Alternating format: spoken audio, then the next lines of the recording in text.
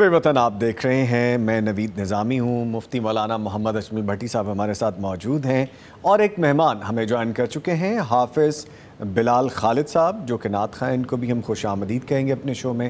السلام علیکم حافظ صاحب۔ السلام ورحمۃ اللہ۔ خیریت سے آپ؟ الحمد۔ فضائل حسنین کریمین رضی اللہ عنہما، اس پہ بات کریں گے۔ ابھی ایک کالر ہیں، ان کو شامل کرتے ہیں پروگرام میں۔ جی السلام علیکم۔ جی وعلیکم السلام۔ عائشہ صاحبہ لاہور سے کال کر رہی ہیں، شکریہ آپ نے کال کی، فرمائیے۔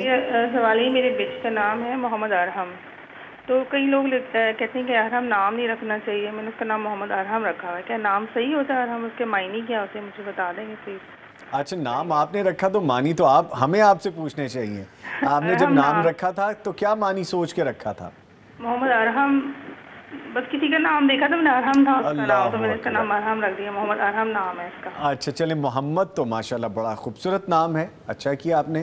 ارحم کے بارے میں مفتی صاحب بتا دیں گے، شکریہ آپ نے کال کی۔ بٹ صاحب یہ بھی تو کوشچن ہے نا کہ ہم بچوں کے نام رکھتے ہیں ایز اے پیرنٹ اور ہمیں خود معنی نہیں پتہ۔ نہیں، وہ یا تو گوگل سے سرچ کر لیتے ہیں یا پھر علماء کرام سے پوچھ لیتے ہیں، یا جس طرح بہن کہہ رہے ہیں نا کہ کسی کا نام تھا تو ہم نے بھی رکھ لیا، جی، بغیر سوچے سمجھے کہ اس کا معنی ٹھیک ہے نہیں ہے، رکھ لیا۔ تو ارحم کا معنی ہے سب سے بڑھ کر رحم کرنے والا، سپرلیٹو ڈگری ہے رحم کی۔ تو ارحم سب سے بڑھ کر، سب سے زیادہ شفقت کرنے والا، نرمی کرنے والا، پیار کرنے والا رکھا جا سکتا ہے، حرج کوئی نہیں ہے انشاءاللہ۔ ٹھیک ہے۔ اچھا بڑی صاحب، بہت سارے نا مجھے یہاں پہ ویوز آگے میں کچھ شامل کرنا چاہ رہا ہوں۔ جی۔ ہوتا یہ ہے کہ ہمارے جو بھی معزز مہمان آتے ہیں تو ڈیفینیٹلی صبح وطن آپ کا پسندیدہ پروگرام ہے، سب انتظار کر رہے ہوتے ہیں۔ آج جیسے حافظ بلال آئے ہیں، اس طرح اور لوگ آتے ہیں تو وہ ان کو پتہ ہوتا ہے، تو سارے کیوں میں لکھنا شروع کر دیتے ہیں۔ تو حافظ صاحب آپ کے لیے نا ریپیٹڈلی میں نام اس لیے لے رہا ہوں کہ وہ آپ سے کتنی محبت کرتے ہیں۔ آپ یہ دیکھیں، رانا ابو سفیان، وہ لکھتے جا رہے ہیں ماشاءاللہ بہت کمال انداز ہے، ماشاءاللہ بہت کمال۔ حافظ بلال خالد صاحب ماشاءاللہ، یعنی کہ انہوں نے کوئی 10 میسج کر دیے ہیں یہاں پہ۔ اچھا بڑی صاحب، الطاف صاحب جو کہ ہمیں کشمیر سے لکھتے ہیں، بڑا اتھارٹیٹیو سا ان کا ایک انداز ہے، لکھتے ہیں السلام علیکم۔ جی وعلیکم السلام۔ شیخ صاحب اور قاری صاحب کو میرا السلام علیکم کہنا۔ ٹھیک ہے جی، وعلیکم السلام جی۔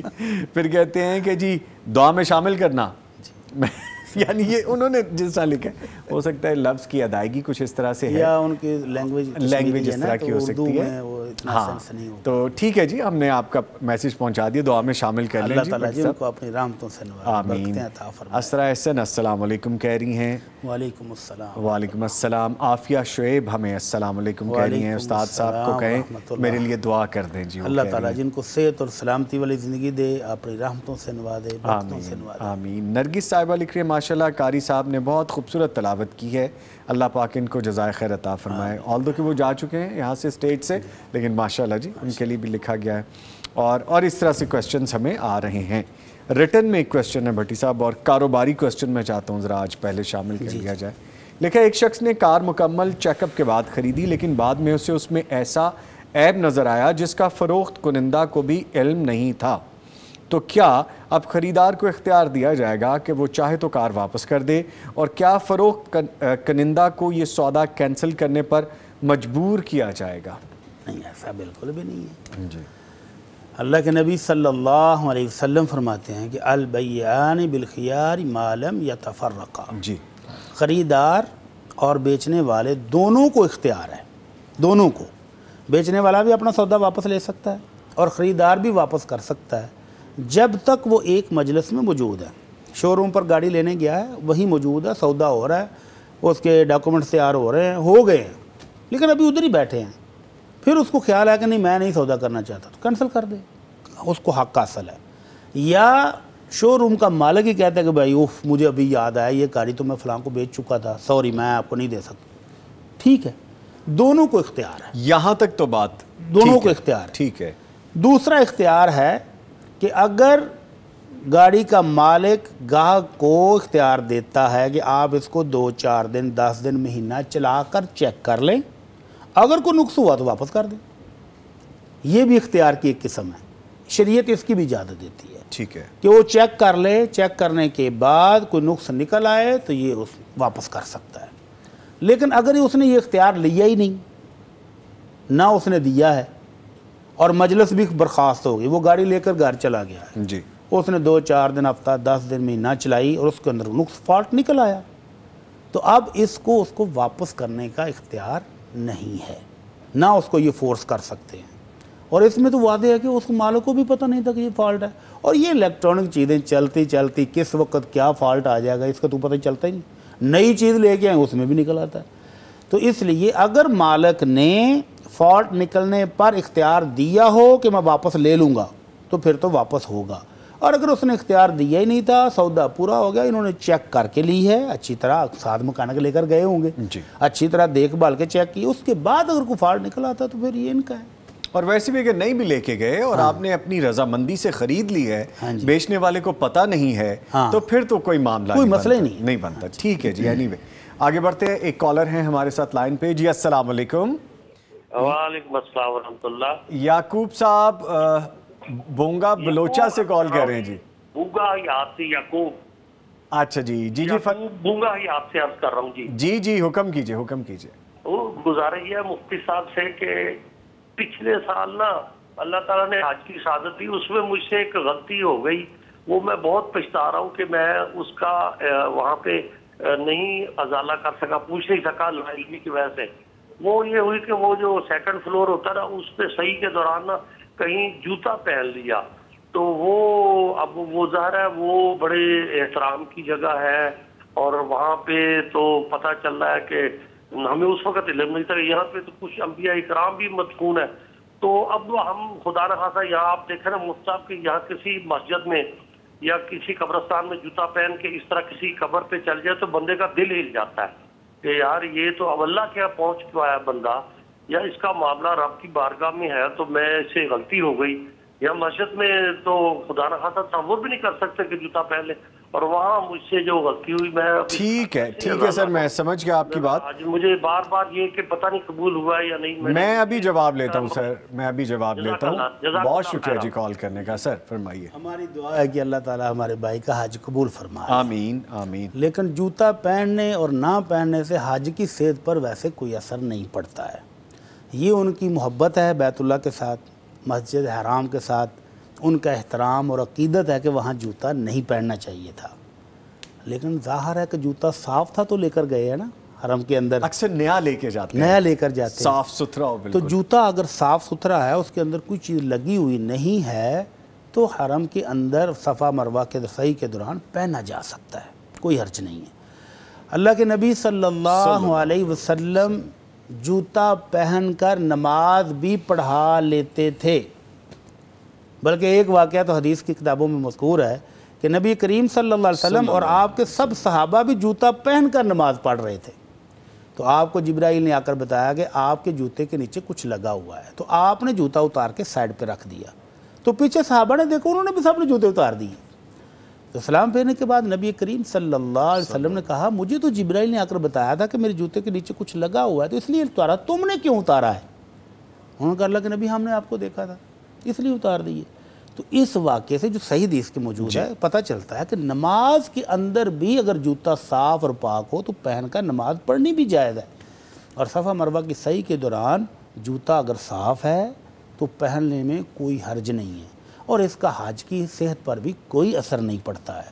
اللہ تعالی ہمارے بھائی کا حج قبول فرمائے، آمین، وہ نکل جائیں اس پریشانی سے۔ ٹھیک ہے، ایک اور کالر ہے، ان کو شامل کرتے ہیں۔ جی السلام علیکم۔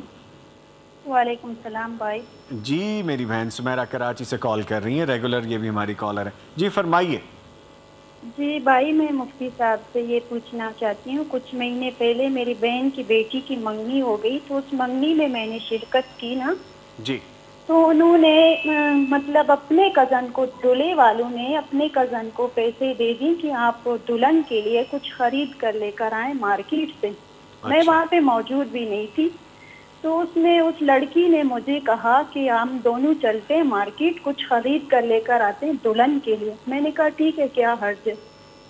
تو اس نے کچھ مطلب دلہن کے لیے کچھ شاپنگ کی، ان کے پیسے کچھ بچ گئے، انہوں نے وہاں پہ خرچ کر لی۔ مجھے بعد میں بتایا کہ ہم دونوں نے جتنی چیز یہاں پہ کھائے یہ میرے چاچو ماموں کہتے ہیں۔ میں نے کہا کیا مطلب؟ انہوں نے کہا دلہن کے لیے جو شاپنگ کی یہ پیسے بچ گئے، ہم نے یہاں پہ خرچ کر لی۔ आपने घर में नहीं बताना है। मैंने कहा मैं अपने पैसे दे सकती हूँ, अल्लाह का दिया हुआ, मेरे पास सब कुछ है, मैं अल्लाह को जवाब नहीं दे सकती।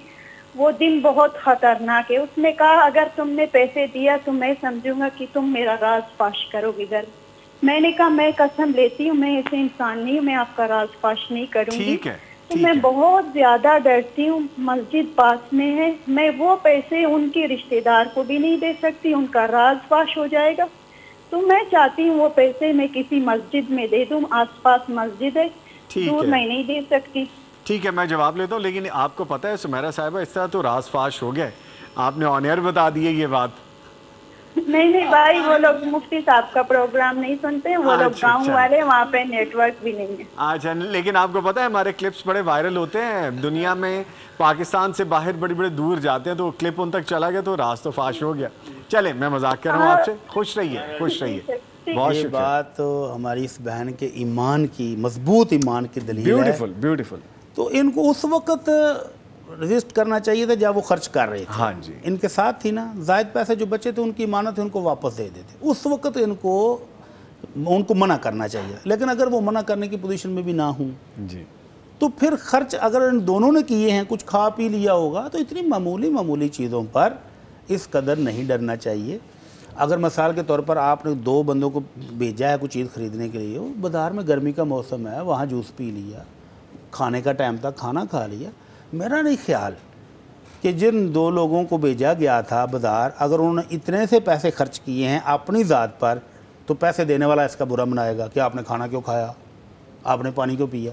और अगर इससे इजाफी है कि जिस रकम के साथ उन्होंने कुछ और भी ख़रीदा और अपने लिए भी कुछ ख़रीद लिया है, तो फिर ज़्यादती है, उनकी रकम वापस करनी चाहिए थी। अब हाल क्या है, ये अपने हिस्से के जितने पैसे इनके हैं उनकी नीयत से सदका कर दें, मस्जिद में नहीं डालें, सदका कर दें, किसी गरीब को दे दें, और नीयत ये करें कि इसका सवाब उन मालिकों को मिल जाए जिनके पैसे थे। तो इंशाअल्लाह अल्लाह ताला के यहाँ माफ़ी की ठीक है, तलबगार हो सकती है। ठीक है, एक क्विक सा रिप्लाई भी लेंगे, एक छोटी सी कॉल और शामिल कर लेते हैं। जी अस्सलाम वालेकुम। जी वालेकुम अस्सलाम। नरगिस साहिबा लाहौर से कॉल करिए, शुक्रिया आपने कॉल की। मुझे बिल्कुल ब्रेक पे जाना है, तो क्विक सा आप आंसर पूछ लीजिए प्लीज़। सबसे पहले तो भाई आपको देख के खुशी हुई, भट्टी साहब के साथ और आपके साथ प्रोग्राम का मज़ा दुबाला हो जाता है। जज़ाकल्लाह। और दूसरी बात ये है कि मैं जो इशा के बाद के वितर होते हैं वो तहज्जुद के साथ पढ़ती हूँ। तो बाज़ का 2-3 दफ़ा इस तरह मेरे साथ हुआ है ना कि तहज्जुद का टाइम गुजर चुका था, तो मैंने बाद में मतलब के अज़ान से 5 मिनट पहले वितर पढ़ लिए। तो क्या ये ठीक है? ठीक है, बहुत शुक्रिया जी, और हमें सराहने का बहुत शुक्रिया, thank you very much sir. हाँ जी, अगर तो उन्होंने अजान से पहले पढ़ लिए तो फिर तो उसका वक़्त अभी बाकी था ना। जी जी, अगर अजान के बाद पढ़े हैं तो फिर दुरुस्त नहीं, वक़्त ख़त्म हो गया था। और अगर अभी अजान नहीं हुई थी और वितर पढ़ लिए हैं तो वो वितरों का वक़्त ही था। और अगर बिलफर्ज कभी ऐसा हो जाए कि अजान हो गई है, वितर नहीं पढ़ सके, तो आप इशराक के टाइम पर उनको जुफ्त तादाद में पढ़ सकते हैं, यानी 3 पढ़ने से तो 4 पढ़ लें। ठीक है, ठीक है। इसके साथ ही मैं बहुत शुक्रिया अदा करूँगा अपने मौजूद मेहमानों का। हमारे साथ मौजूद रहे हाफिज़ बिलाल खालिद साहब, आपके आने का बहुत शुक्रिया हाफिज़ साहब, और मौजूद रहे मुफ्ती मौलाना मोहम्मद अजमल भट्टी साहब। सर पूरा शुक्रिया, हाफ शुक्रिया। फुल नहीं, अब मैं इधर ही हूँ। अच्छा, इधर ही हैं जी, मैं आधा शुक्रिया है जी अभी। ले जी, प्रोग्राम जारी है, एक छोटा सा वक्फा है, उसके बाद दोबारा हाजिर होंगे, हमारे साथ रहिए।